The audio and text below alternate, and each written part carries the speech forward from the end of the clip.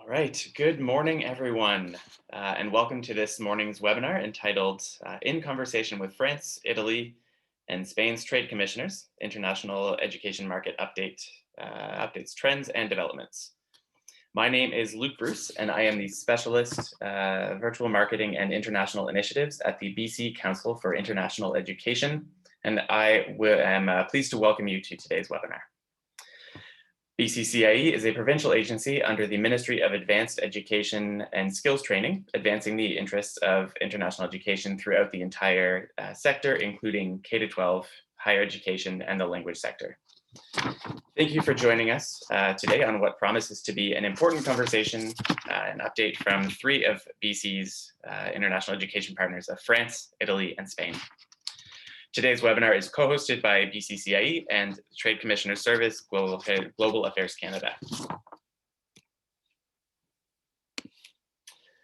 Before we get started, and prior to introducing our panelists, it is important that I acknowledge that at BCCIE we live and work on the unceded traditional territories of the Coast Salish peoples of the Musqueam, Squamish, and Tsleil-Waututh nations.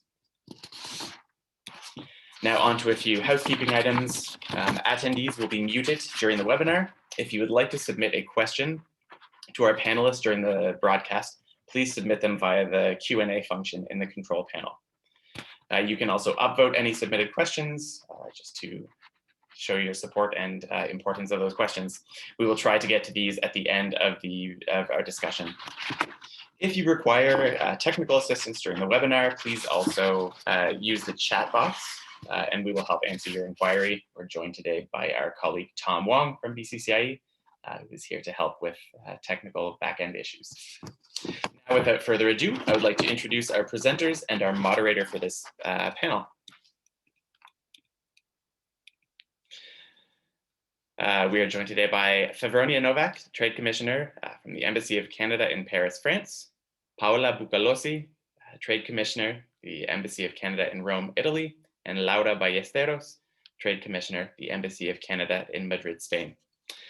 Moderating today's conversation is Chelsey Laird, Senior Manager, Marketing and International Initiatives at BCCIE.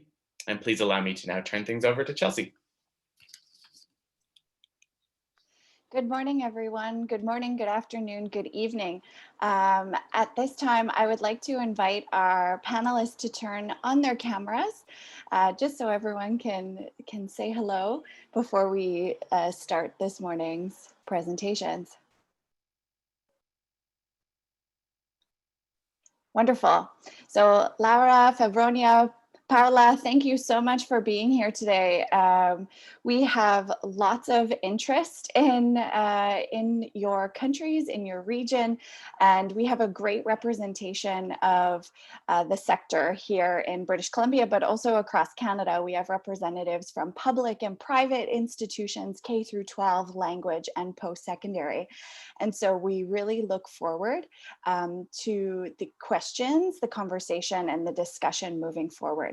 So the way we're going to proceed is a little bit different than other BCCIE Trade Commissioner updates. Each of our presenters has a short, condensed presentation, about 5 to 7 minutes, doing a market update specifically about their country. Following that, we will dive into questions that were submitted previously at the time of registration, and pending time, we will also be taking questions live and for each of the panelists to answer. We have prioritized questions that address all three of the countries and regions, but of course, specific questions to trade commissioners will also be welcomed. If we don't get to your question or comment, we can certainly follow up, or each of the trade commissioners will also share their contact information in their presentation, and you are welcome to follow up with them by email directly.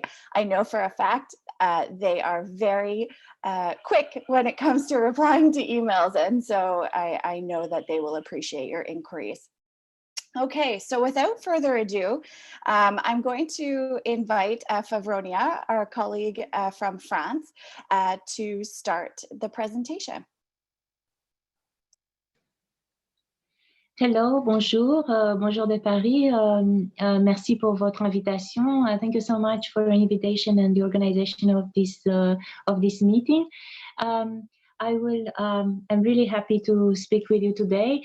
So in France, there's a high demand for international education, which is considered to strengthen the profile for youth professionally. France ranks third after China and India among international students at Canadian universities. There were 100,000 French students studying abroad in 2018, ranking sixth in the world, and that number is constantly increasing. However, outbound mobility remains modest. It's 3.8% for French students. Students favor proximity, Europe, and also la francophonie, Canada, Belgium, and Switzerland. Notably, thanks to historic ties with Quebec, French students' first choice is Canada. So this position could be strengthened in the context of Brexit, the reduced attractiveness of the United States, and the high cost of studying in Australia. In 2018, 87% French students chose a Quebec university, and the remaining 13% went to Ontario and British Columbia. There is an 8% growth per year of French students in Canada. They were more than 35,000 in 2018. And in fact, many students graduate from high school, and sometimes there are not enough places at universities here in France, or students are not happy with the choice actually with the result, with the acceptance at the university. With university they were accepted to, and they're willing to go to Canada. And one of the obstacles for their mobility is their proficiency in English. So yes, they would like to take English as a second language courses, and there was a reflex before to go to the United States for a gap year, for instance. And now, since the French students want to go to Canada more and more, they think of Canada as an excellent destination for English as a second language.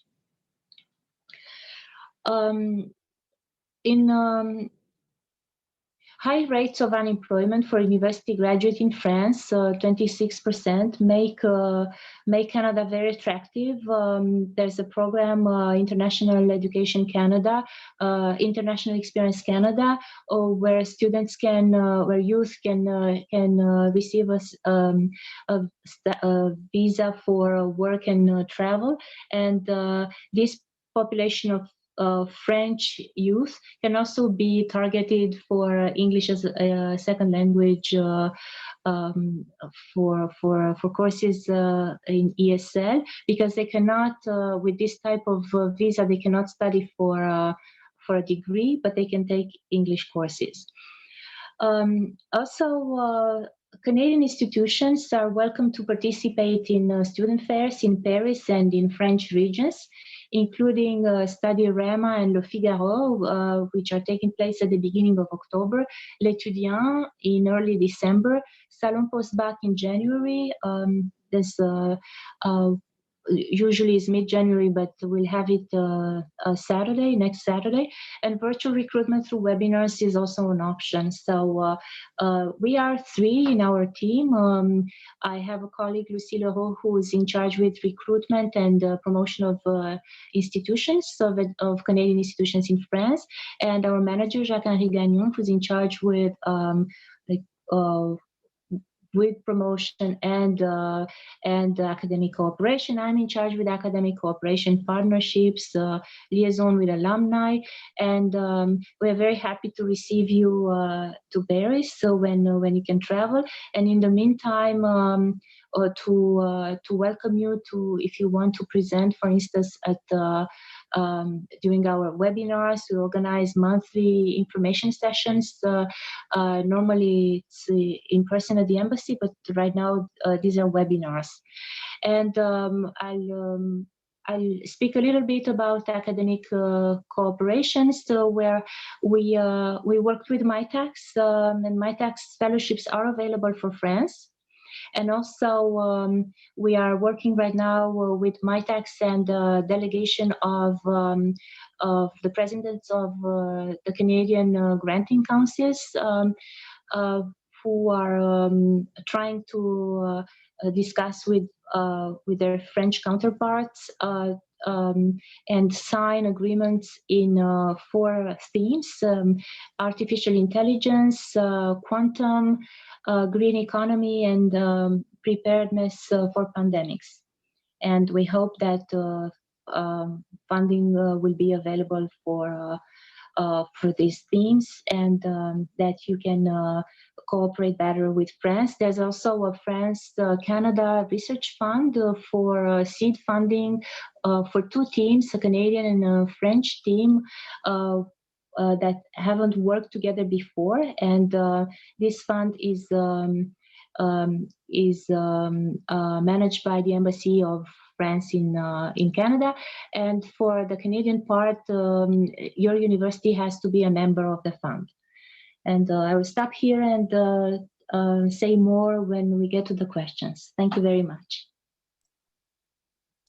Wonderful. Thank you, Fevronia. That's a great introduction. I have written down at least 4 more questions for you. And so we'll certainly get to those when we open up to the discussion. So thank you very much for that.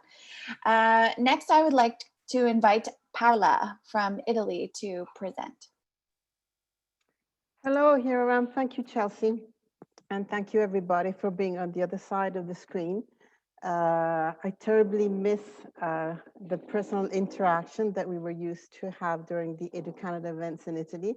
And I know that among the audience, there are many, many familiar faces. So let me start by, I mean, after France numbers, it's very difficult to present a smaller market. But still, I'm very pleased to confirm that Canada enjoys a great reputation in Italy. And this was prior to the pandemic, but also during the pandemic. We're still in the pandemic, but the way Canada has, I mean, treated its international students has been positively appreciated from this side of the ocean. I must say that, we know that Canada and Italy enjoy many people-to-people ties and share the same values. And this is very important when it comes to sending kids abroad. And this is something that really is a very important element when it comes from families to choose a destination. I mean, education promotion has been very, very important in highlighting Canada's overall image. And I really wish to thank all the Canadian institutions that over the year have come to Italy to market the programs and ultimately to brand Canada. I'm just counting that there's been over the years over more than 300 institutions, and most of which are from British Columbia, which is still the dream place for Italian students to go and study. The first part of my slide is just to give you a little update on the figures. I mean, the number of student permits issued to Italian students for going to study in Canada continues to grow. So in the past 4 years, it's grown by over 65%. And this takes into account only study permits that are issued for, as you know, study programs that are longer than 6 months. I've also added a little bullet point because we're starting also to market Albania, which it falls under Italy's country of responsibility. While it's a very niche market, we've seen an incredible rise in the number of permits into 1 year. And this is something that specifically very much is of interest to many of the BC institutions, but not only BC institutions that are also seizing opportunities in Albania. So why Italy? Well, Italy is the 3rd largest economy within the EU and the 9th or the 8th, because these, I mean, stats keep changing. So I don't know which is the most accurate and updated, but whatever. I mean, it is a wealthy country. It is a wealthy country, but despite its economy and its pockets of wealth, Italian students struggle very much to find job opportunities and to find their career path. I mean, Italy has a very strong tradition of academic institutions. I mean, the oldest university, as we all know, was created here in Italy. But despite that, I mean, there's a dramatic youth unemployment rate. The unemployment rate can reach points up to 58% in the south of the country. So this brings parents to invest more and more in their kids' education. And I believe that this trend will remain or even will worsen as soon as the pandemic is over, because we know that it will have a terrible impact on the economy. And those pockets of wealth will increase for the rich people that will continue seeking more and more opportunities for the children to go abroad. For this reason, Italy has the lowest number of graduates within the OECD, because at the moment, a higher education degree does not secure a better job. And also there's a very, very strong skill mismatch between what the youth is actually in the field they're working at compared to what they've been studying. So all this to say that more and more Italian youth are leaving the country, and more they're looking at study abroad opportunities as a way to increase the chances to compete in a very, very, very competitive labor market. So outward mobility has continued to grow over the years. As you can see, 22% in 2 years, and these are UNESCO data. And clearly, I mean, Europe is the first country of area of destination for proximity and for a number of reasons. But as we all know, I mean, I keep on repeating, Canada has made it into the top 5 as preferred study destinations. And this is, I mean, clearly it touches all education sectors. Italy has the strongest sector at the moment is the K-12, and I know that many of our Canadian partners that are listening have come from the K-12 sector and have Italian students in their school boards and their school districts. And this also, despite the pandemic, during the pandemic, there were hundreds of Italian students waiting to go to Canada. And I know that as soon as the conditions and the borders opened, they have started to fly to their dream coming true. And so, I mean, so that is my #1 sector, and especially for half-term programs. I mean, and we'll touch upon that because I know it's one of the top questions, but Italy, the Italian Education Ministry does recognize study abroad experiences. So this is something that has really pushed the sector very much. English and French are also very, very important, because the importance of mastering 1, if not 2 foreign languages increases considerably the chances of finding a good job. And more increasing so the higher education sector, so both the university and the college system. Study abroad, I mean, having an international degree is also very, very important, and is what the employers are more and more seeking. Also for what concerns the college system, because in Italy, there is not a very, very strong offering for what concerns higher technical vocational training. Canada Colleges and Institute cater to those needs. And finally, the last point of my slide, I mean, again, EduCanada events in Italy, we had to halt the in-person fairs for this year in 2020, and very likely also for 2021, it will still be virtual. But I mean, I think the EduCanada events are really had a very strong impact in the local market, and definitely it is the best way to promote and make important connections. As most of people know, I mean, I know there's a lot of people in the audience that have applied. We have an upcoming EduCanada event in March, a B2B with Italian agents. And I mean, we're really overwhelmed by the requests we received. So very likely we will reschedule another similar event in the course of this upcoming fiscal year. So I leave it here. I always tend to talk too much, and I'm available for questions after, if online or offline as well. I'm really available to follow up with any question or interest that you may have on the Italian market, and also the Albanian market, which I'm less familiar with, but we're trying to exploit. Thank you. Thank you so much, Paula, and thank you for ending on such a positive note. I know a lot of stakeholders have been hesitant or, having contradictory experiences with virtual recruiting events. And so I'm really happy to hear that the event that you are planning in March has seen an overwhelming response. And so I think that's a really positive indicator for moving forward. And I look forward to hearing more about that. And I've also written down some questions about Albania, because that's a very interesting opportunity, as you said, a niche one. So we'll flesh that out a little bit later. Thank you again. Okay, you're welcome. And last but certainly not least, our colleague Laura from Spain.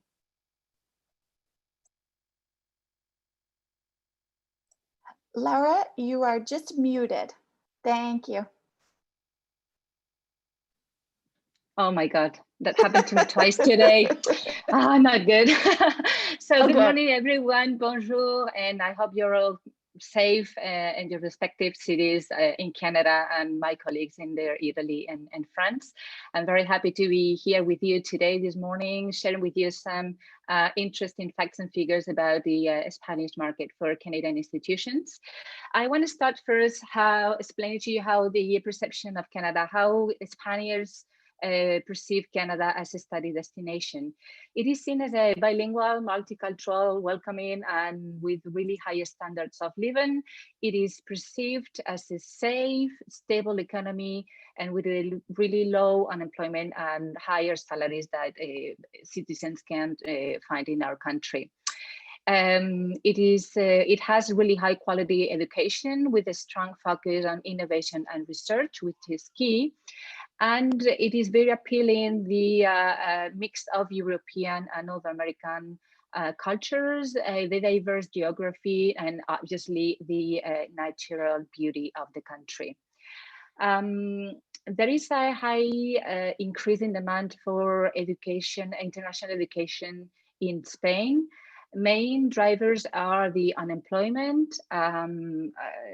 I said in the presentation that is 30% for youth, but just today we got the latest update on the unemployment rate for youth. And unfortunately, with the pandemic, it ran up to 40% of youth are unemployed in our country.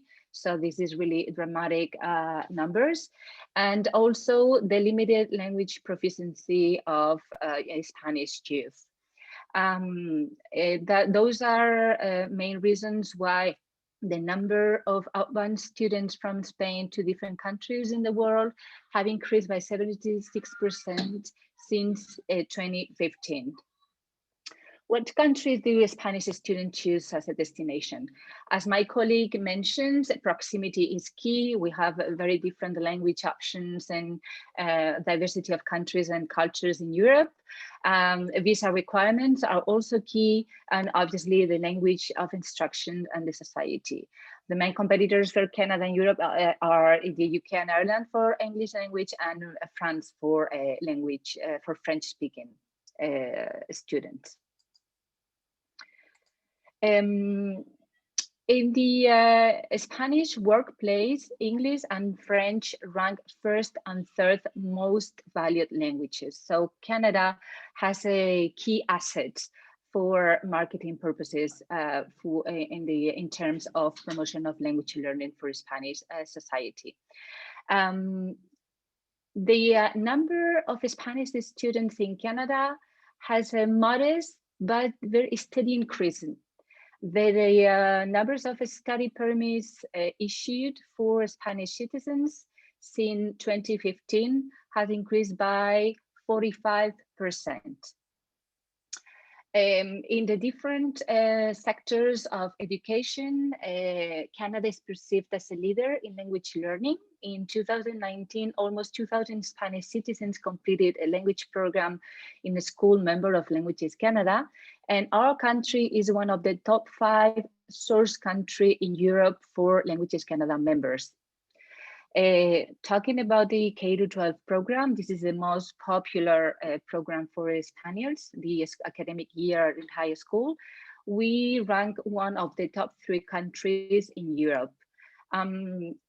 Canadian K-12 education is perceived by Spanish parents and counselors as inclusive and individualized, really adapted to studying capabilities and motivations, which is really appreciated for parents and also for academic institutions.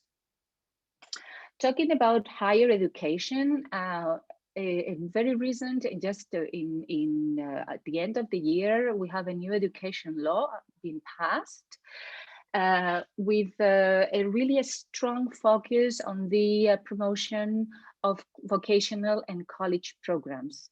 The focus of the Ministry of Education is to promote the enrollment of students in the vocational and college programs.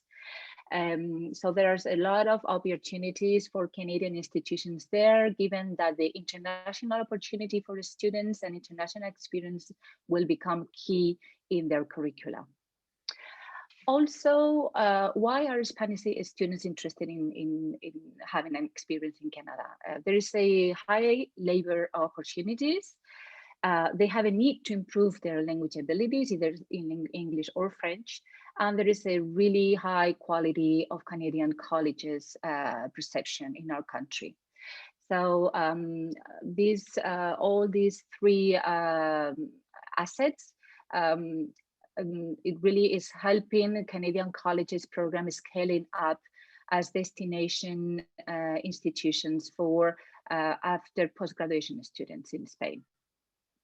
Talking about the universities, there are more than 100 MOUs signed between the Spanish and Canadian universities, and the Confederation of Spanish Universities Rector have identified Canada as one of their target countries for Spanish universities.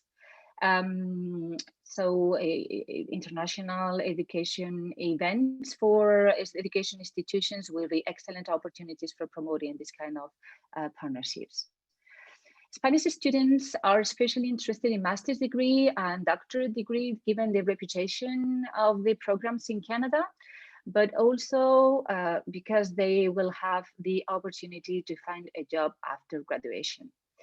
33% of the Spanish university graduate students are overqualified in our country for the job they perform.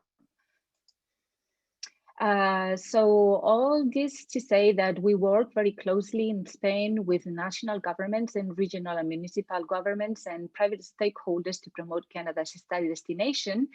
And this leads me to give you some tips of market entries, very general, because I think we will have the opportunity to talk about it later.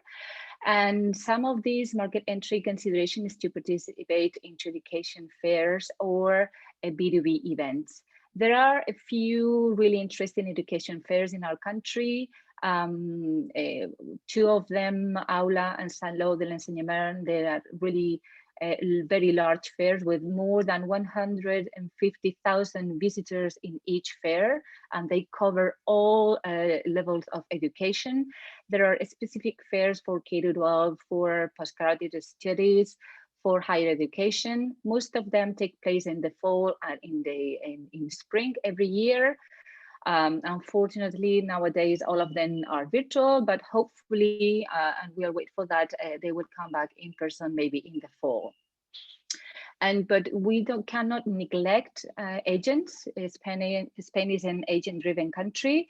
So we work closely with agents, and we recommend you to work closely with agents and attend maybe as a process, which is the National Association annual workshop, B2B with Spanish agents that take place in the fall, and also Alfi Malaga that takes place in January every year. So I also leave it here, and I leave Chelsey now to open the floor for questions. I'm very, very happy to deepen into any information you want to further overview. Thank you. Wonderful. Thank you so much, Laura, and for the new updates and information that you've provided. I think there are some great opportunities for colleges and institutes, and so I may pick your brain on that a little bit moving forward.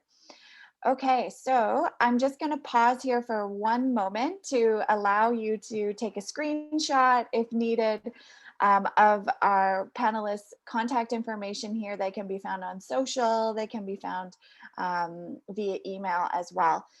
This presentation is being recorded and will be uploaded to our website. And so if you'd like to review the content, it will be available on YouTube in approximately 2 working days. So now we're going to open up to questions and kind of a discussion for the final 29 minutes of our time together. And so, as I mentioned before, we will start with pre-submitted questions, and we'll allow all of our panelists to answer those questions. If you do have questions, we will try to get to them. Please submit them through the question and answer box. Okay, so without further ado, this question is related to the K through 12 sector. And a lot of you spoke about this, but I think this is a little more specificity. So we'll start with Favronia. Please describe opportunities and or restrictions on study abroad that K through 12 students in your countries have. So for example, can French K through 12 students study abroad for more than 3 months? Yes, thank you for the question. So yes, they can study abroad for more than 3 months. Normally, we see an interest in on the part of high school students and their families to go to Canada. For short stays or for 1 year. Short stays of 3 months are very handy because principals from both high schools can talk to each other and arrange a sort of an equivalence of credits. However, if a French student stays for longer, there will be no recognition of the credits because it's very hard to reach that agreement. But many French students opt for a gap year. And as I said earlier, there used to be a reflex to go to the US for the gap year, but now they know that it's possible to do it in Canada. And we've seen language schools like ILAC, for instance, come and recruit year after year. And you may have an agent here in France or in Europe, and it's very important to participate in recruitment events. And agents, Laura said that they're very important in Spain. They're important in France for language training, because language training goes to educational trips, and language holidays are organized in France by 300 operators, private companies or associations. There belong to 2 federations, l'Office national de garantie de séjour linguistique, and UNOCEL, Union nationale des organismes de stage éducatif et linguistique. And so parents and students go through the agencies that belong to these 2 federations, and we work with them. Normally we see that they ask for Canada more and more, and we put them in contact with Languages Canada or CAPSI. Wonderful, thank you so much. You're welcome. Paula, you did allude to this in your presentation, that half year for K through 12 is recognized. Is there anything else you'd like to add? Well, yes, I can expand a little bit more. First of all, I'd also like to mention, which I think is very important, especially in this pandemic and in the post-pandemic, that agents are extremely important for the K-12 sector. It's mainly an agent-driven sector, and it's shown very much the importance of having an agency to when it comes to emergencies like the beginning of the pandemic when it broke through, especially in Italy. That was the first country to be hardly hit. So definitely it's very important also for this market. The Italian Education Ministry recognizes study abroad programs in the K-12. Actually has sent a circular note to all schools in 2013 asking them to help as much as possible their students to go abroad. So there's actually a push from the Italian Education Ministry towards these experiences abroad. in the form of, summer programs, short programs, partnerships between institutions in Italy and abroad, virtual connections, but whatever, also Italian Education Ministry has done very similarly to what Canada's been doing, pre the pandemic with the international education strategy. So it's pretty much the same. Now, because there's a school autonomy, so high schools can put a little bit of red tape to students, and that's why many families tend to prefer a 6 months, so 1 semester, because it creates less burden for the student when it comes back, having to catch up with all the programs and all the lessons they missed. But still, the importance of this experience is highly, highly, highly appreciated by the Italian education system. And it happened, Italian students go to Canada, mainly in the K-12, in grade 12, because that is the year when they are allowed to go abroad. The Italian education system, high school, are 5 years, while in Canada it's 4. So they go in with equivalent of grade 12. So there's a really, and unfortunately, this is what's very sad about this pandemic, is that they really have just that window to go. They cannot go the year before, and they cannot go the year after, because then they have the state exam and they're not allowed to travel in that 5th year. So it was really unfortunate that those that missed this opportunity very much. Maybe they will be encouraged to do a gap year, perhaps. Absolutely. The appetite for Canada really is strong, I must say, in all sectors. This question is for the K-12, but it is absolutely very, very strong for all sectors. And it's seen that, going abroad in their youth age, in the K-12 years, they really acquire those soft competencies, those soft skills that really make them change their mindset. So as early they're exposed to study abroad opportunities and to, foreign language, mainly for changing their mindset. That's really been very, very important. So. Wonderful. Thank you, Paola, for the very detailed information that's, I think, will be very valuable for many of our listeners this morning. Laura. I made sure to unmute myself. So yeah, the K-12 programs is very popular in Spain. Most of the students tend to go for either a semester or even a full academic year. Programs are validated upon return with a conversation with a study at the high school in Spain. And there is even a scholarship program owned and managed by the retail owner Zara. He sends every year, with this last year and this year gap, 300 Spanish high school students to Canada for the full academic year.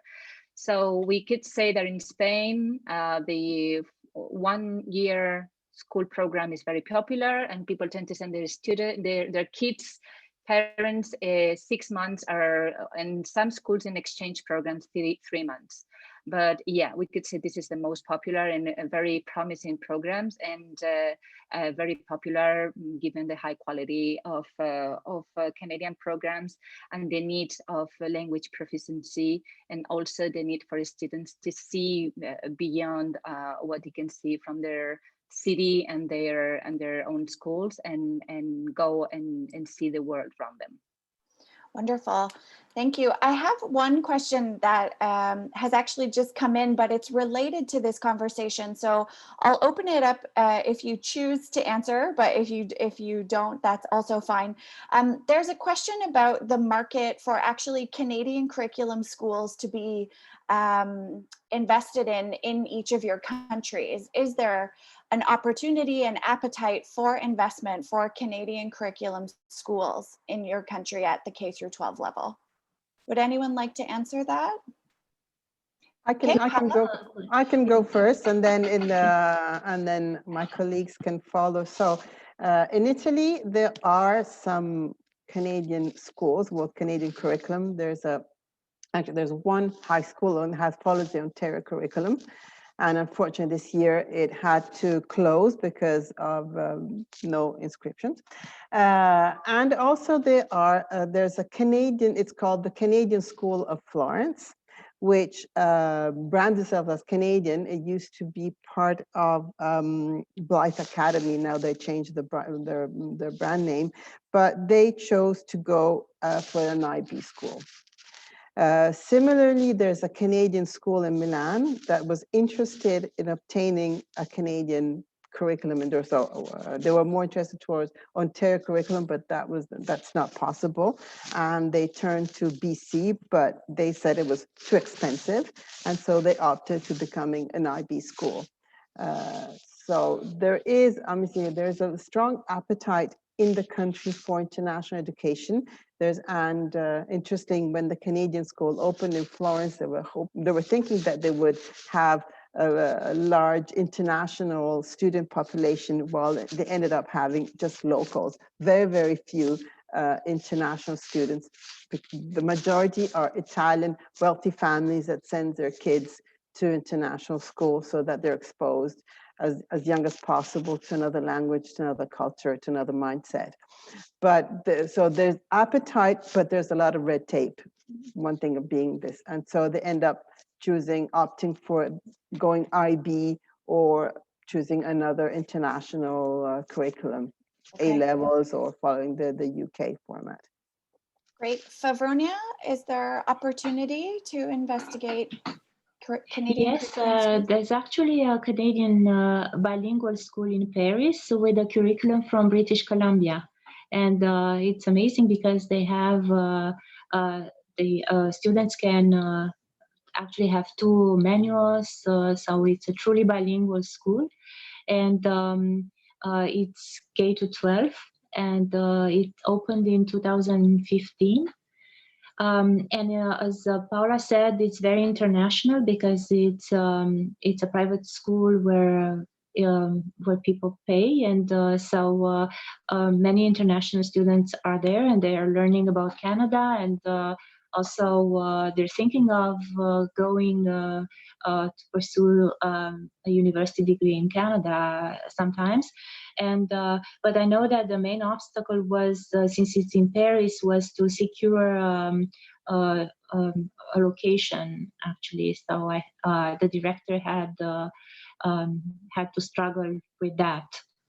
But yes, we have a beautiful school here in Paris.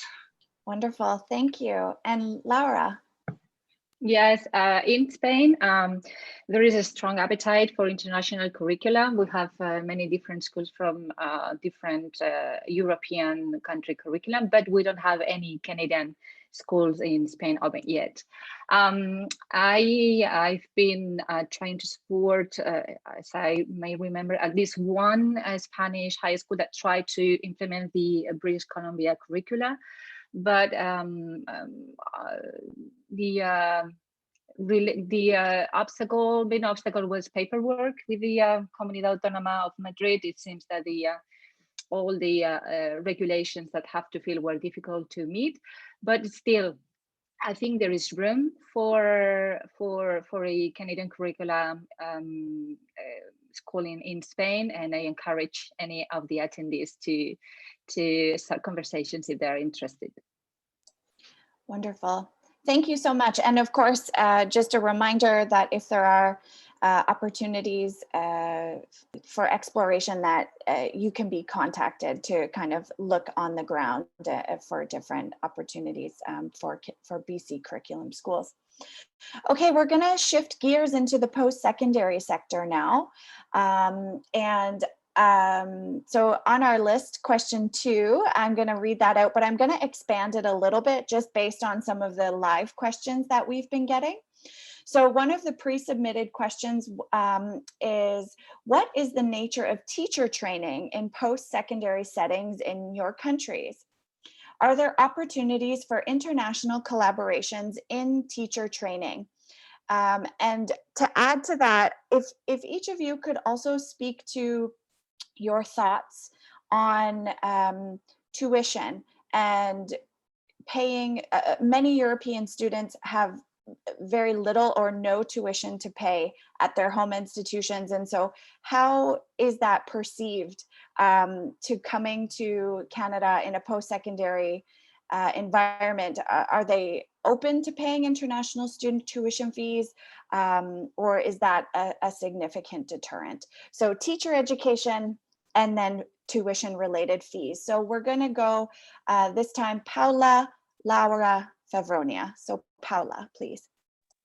Okay, so concerning the first question about teacher training opportunities, before actually the pandemic broke out in February last year, I had a meeting with Languages Canada, the representative who happened to be here in Italy, and a representative from the Italian Education Ministry, because we were exploring this opportunity very, very seriously. There had been a request from a Milan school board to have a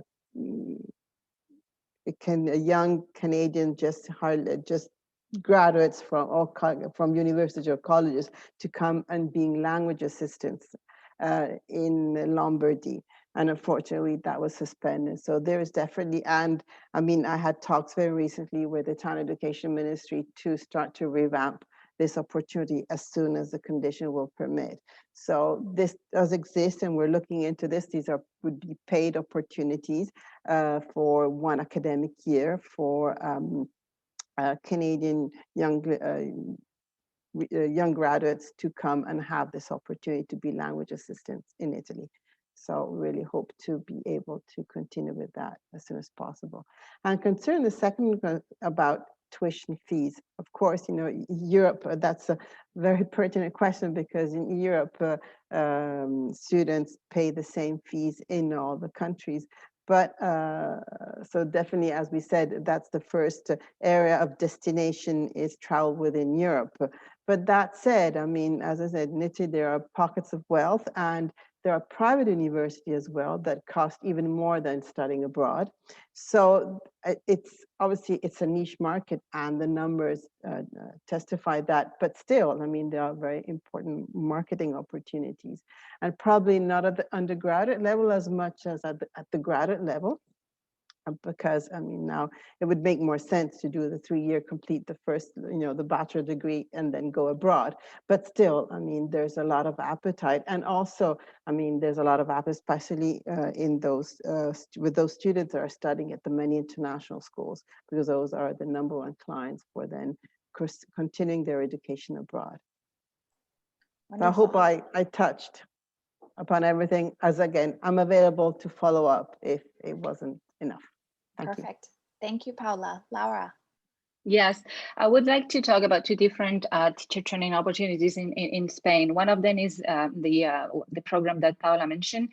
We have a language assistant program in Spain, very popular, because our education system in many comunidades autónomas, which are the equivalent to the Canadian provinces, have a bilingual system. So they teach part of the curricula in English or French or a third language. And yearly they received a language assistant from different countries in the world to teach their own language to Spanish students. So we yearly receive a number of Canadian language assistants in our country, and we hope that the numbers will be increasing, because it is a really, really interesting opportunity for them in Spain. There is also another program linked to this bilingual regional program, and is a principal training program in Canada. They are trained in Simon Fraser University. They travel to Vancouver for 3 weeks, and they take an intensive course on different resources of being principals of bilingual schools in Spain. And this is also very popular, and we are working and trying to expand this program that it only takes place in Madrid to other Spanish provinces, because I think that will be excellent opportunities, marketing opportunities for Canadian universities in that sense.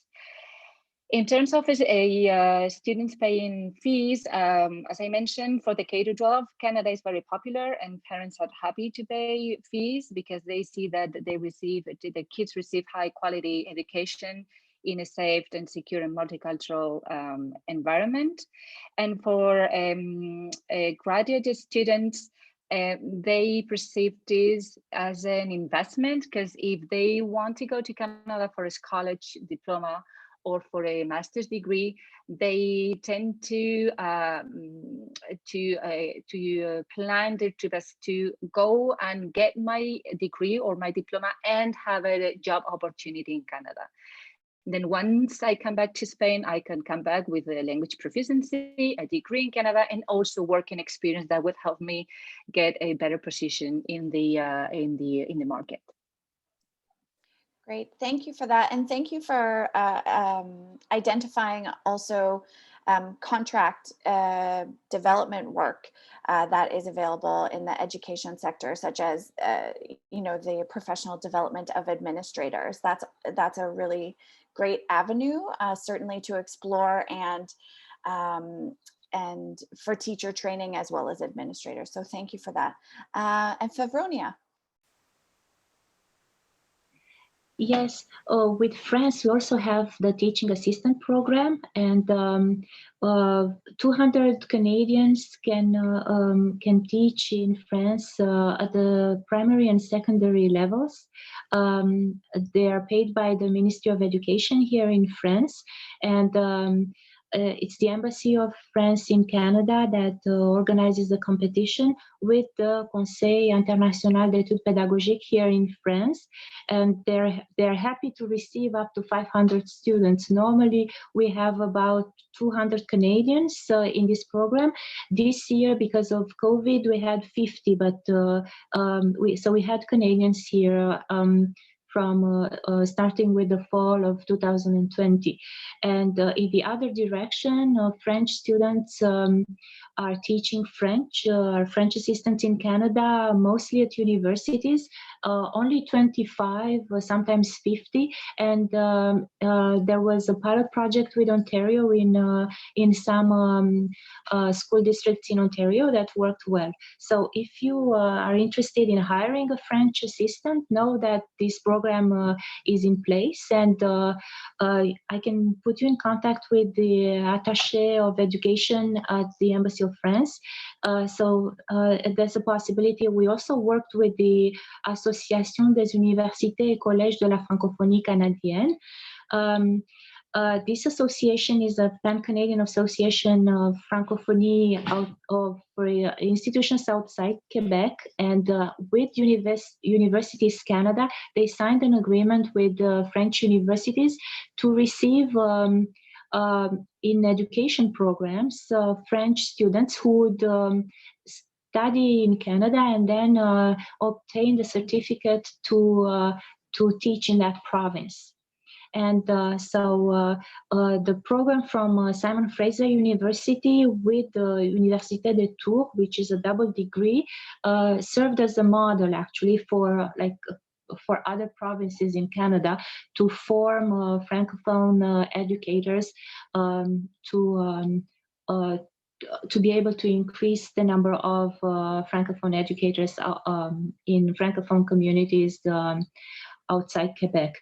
And so this program exists, and also to touch on the yes, of course it would help if you had fellowships for the master's degree for these programs, because it's true that sometimes French students go to Quebec where it's cheaper, but many students are really interested in studying in Anglophone universities as well outside Quebec.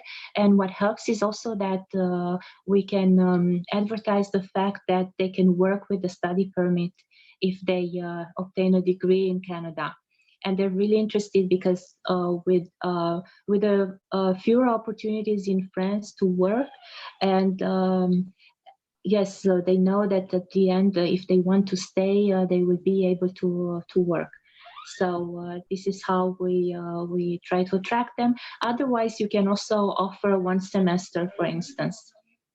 And also French students who are in engineering or business, they have 2 compulsory study internships abroad, and many times they choose Canada for these internships. So otherwise, you can also develop mobility programs, and we can help you with that, exchange programs, and as my colleague said earlier, attract them to the graduate level. And we have the MyTax fellowships as well with France. That's right. Thank you, Favronia, for highlighting the opportunity to work. As all of you highlighted in your presentation, the high percentage of unemployed youth in your countries is quite staggering. And so even, post pandemic, there's going to be a lot of perhaps movement. Who knows what mobility will look like post-pandemic, but certainly opportunities in Canada for employment and that pathway is an important one for students. So I'm very mindful of the time. We only have a few moments left together, but I think the way that a highlight that we can end our session on is if each of you could please share in maybe 1 minute some top tips for market entry, both in person and virtual. So some of you highlighted events that you have coming up in your countries, and that's wonderful. But any other kind of hot tips or suggestions that you have for market entry and different sectors? And we'll start with Laura, move to Favronia, and end with Paula. Thank you, Chelsey. So very quickly for Spain, direct marketing through personal contact is key. As Mediterranean countries, we love meeting people and having personal contact. So meet with counselors, meet with universities, meet with them in Spain. We will be happy to host you, and also in international key events like EAIE, for example, in Europe. Attend education and recruitment fairs in Spain, some of them I mentioned. Don't forget agents. They are key in our market. Come and meet with them, and also attend some Asa Profes events or other meetings like Alfie in Malaga. This will be my key tip to you: meet agents. And in COVID times, most of education events are virtual. I also encourage you, maybe through your province authorities, through your school boards, through the associations of universities and colleges, organize virtual events to promote Canada's education destination. Now we all have turned into virtual, and these kind of events have turned like part of our lives nowadays. Thank you. Favronia. Yes, as Laura mentioned, we are waiting for you. So we want to welcome you to our fairs in person. And in the meantime, EduCanada virtual fairs, we will start them again in the fall. Our colleagues in Ottawa are working with platforms to see what are the best platforms to use, and also to our monthly sessions. And another tip would be to work with your communications teams especially during COVID times, when you offer courses online, to be able to offer a Canadian experience as well, because many European students, when they come to Canada, they want to have the North American experience and the Canadian experience. And it's something our ambassador emphasized when she talked to a university president. And yes, if you could offer somehow a Canadian experience, even when you teach long distance, that would help, I think. Wonderful, thank you. And Paula, if you could identify, there is one question about the timeline for your second event potentially, if you could just identify when that might be. I think that, let me answer right away. I think that I was mentioning this very successful B2B event that will be taking place now in March. And so very likely it will be again scheduled in early 2022, because in this solar year, Italy will be hosting the G20 presidency. And as most of my Canadian friends know, I have a dual role. I am education promotion, but I'm also the media relation person. So I will be really tied up in many ministerials and high-level visits in the country. So I will likely be in the first quarter of 2022.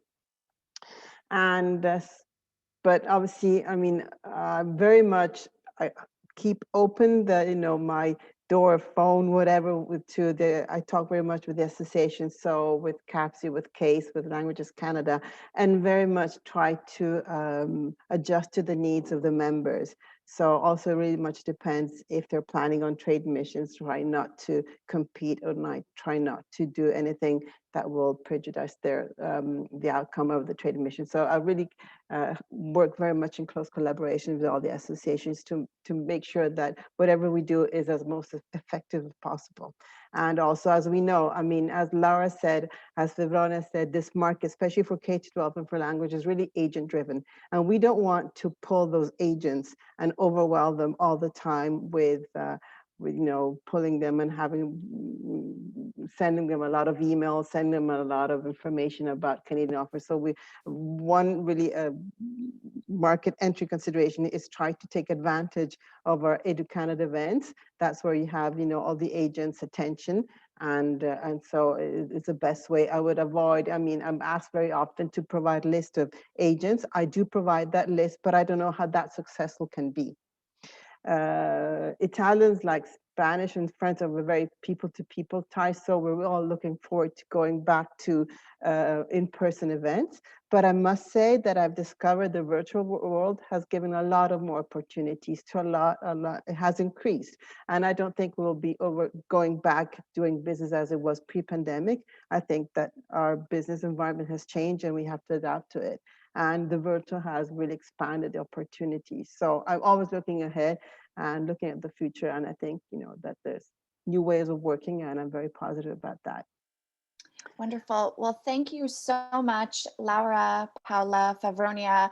I think we could keep on this webinar for a couple of hours and still not run out of things to talk about, but in the interest of time, thank you again, and thank you for supporting British Columbia and Canadian education. And with that, I'm going to pass it back to my colleague, Luke Bruce, to wrap us up.